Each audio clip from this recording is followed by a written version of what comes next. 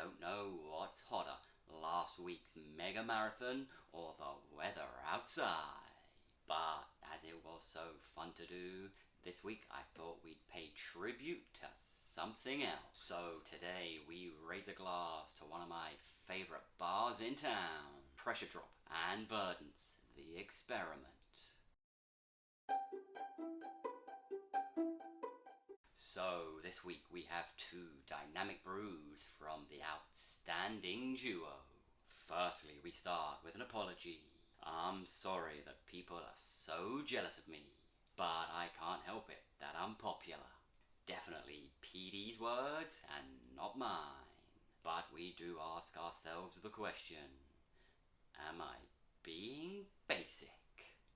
A juicy New England IPA full of ID7, Mosaic, and Citra for a fruity, juicy, and hazy delight that'll make you go like Glen Coco. You go Glen Coco with a huge mouthfeel that is just full of secrets. Now, I definitely think of myself as something of a film fan. You might have spotted as much in one of our earlier reviews. But I gotta admit, that reference did go right over my head. Mean Girls has definitely been on my watch list for far too long, so maybe this week is the time to remedy that. Maybe I should have even done ourselves a little drink along.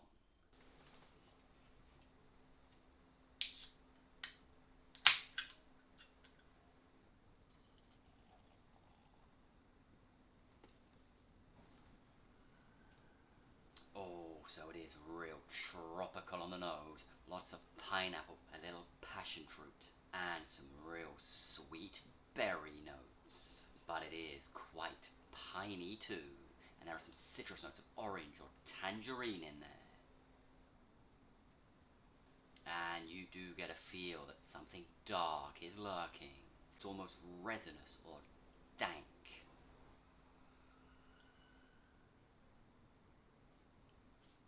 Now, it's actually not as sweet as that nose may lead you to believe. It's quite stone fruity up top, and some of that black tea is very noticeable too. The ID7 definitely getting to work early. And there are some very noticeable piney notes in there too. It's a little herbal, even a little weed-like.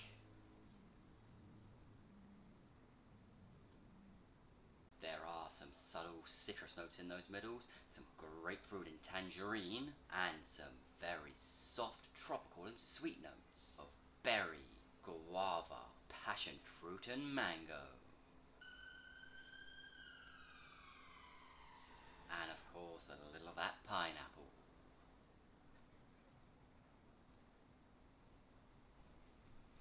Before it fades out with a little lick of apricot to a dank and resinous finish.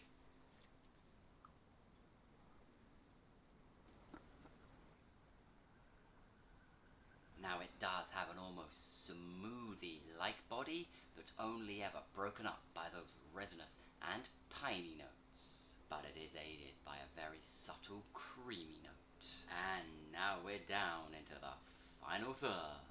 I was definitely expecting something just a little sweeter, but this right here is real old school. Yes, it kicks off with a lot of those new world flavors. Pineapple, passion fruit, mango, and sweet berry. But there's a beautiful counterweight of black tea and pines to keep things from ever truly going over to the overly sweet side. And boy, does it get busy in those middles, as those tropical notes are joined by some citrus notes of tangerine and grapefruit, along with some resinous, dank, woody, and almost musty qualities, and a little dry white grape before it fades away with a dry, dank, and resinous bitter finish. So, with that question asked, up pops one more. So, Verdant, show me what's what. An Indian pale ale that sings citrus. lemon, lime, and grapefruit soaked pine needles, hopped with the ID7, the Sentinel, Moteca, and Econaut, brewed with Verdant's house yeast. There should be enough citrus going on here to kill away scurvy. And as Verdant are on that coast, let's set sail.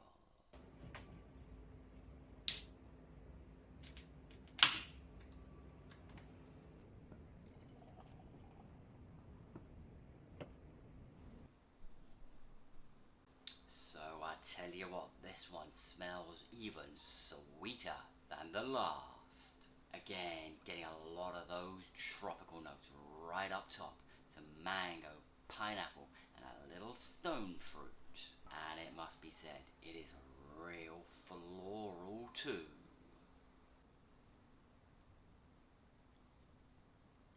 But there are some real citrus qualities to it too. Notes of pink grapefruit, tangerine, and just a little lemongrass. And some very subtle notes of papaya and some herbs.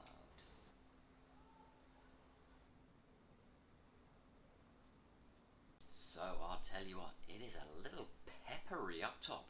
Stone fruit really leading the way.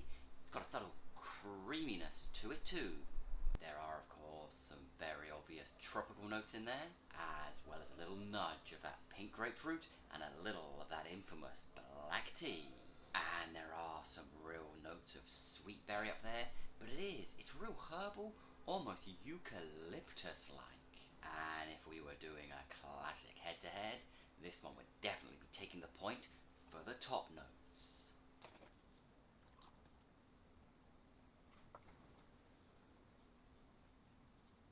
And it must be said, unlike the previous brew, some of those sweeter tropical notes do carry down much, much further.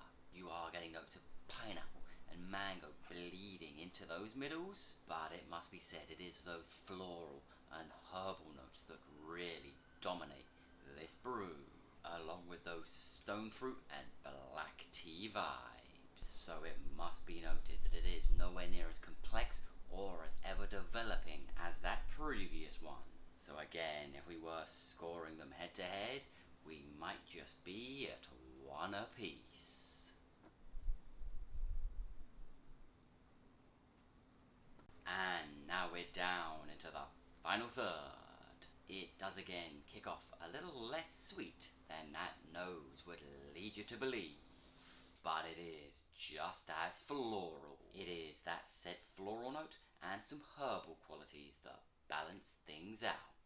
And of course, that black tea is very present too. But unlike the first brew, some of those tropical and sweeter notes do carry much further down. And along with some soft citrus notes, the beer does remain ever more consistent. But it is, of course, that stone fruit, those floral qualities, and that herbal note that really dominate this brew. And there is a creaminess that starts to develop midway. It does carry on through where this grassy note starts to take over in the tail, and it fades out with a real smooth bitterness. And if I did have one to do again, I've got to admit, it might just be this one.